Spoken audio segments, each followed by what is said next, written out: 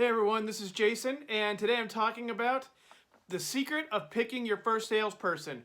But before I get started, I want to remind you all to subscribe to our page. That way you have a chance to see all of our videos and stay connected with us. So jumping right into the topic, there's a couple different scenarios for hiring your first salesperson. Ideal situation, a salesperson that already has experience selling products and someone who already comes from your industry where you want to sell your products.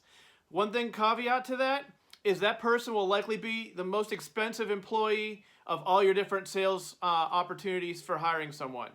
So then going on to my option number two, my second ideal is find someone who is an experienced salesperson who maybe hasn't sold products in your industry before. You can always take the time and train them, and a good salesperson is going to be interested in your product and want to learn about it so that they can best represent your product. Option number three is find someone from the industry who wants to make a change in their career and is willing to go and learn, what it takes to sell. It could take, there's some people who fall into selling naturally, and then there's people who educate themselves, they understand the process, and they really are good at connecting with other people, and that makes them a good salesperson over time. So those are my three different options for hiring a salesperson, and now kind of getting into my secret. Secret is have clear expectations.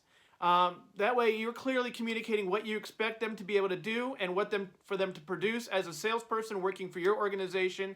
What this will lead to, if you don't have a plan or clear expectations, you are going to be dissatisfied with how they're spending their time or whatever it might be. You're not going to be fully satisfied for what they're producing. And on the flip side, the salesperson's not going to really be sure of, if they're doing the right things. And they're not going to be real happy in the situation either because they aren't sure if they're working on the right products, if they're hitting the goals. So it's communicate up front, be clear on the expectations.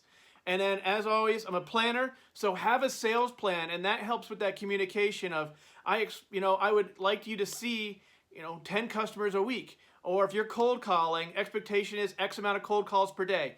All that information just gives everyone so they understand where everyone sits and everyone understands the expectations, and in the end of the day, everyone's going to feel comfortable and a lot happier.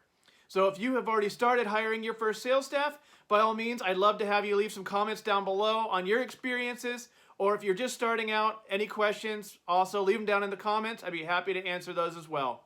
So as always, take care, never stop, no matter what.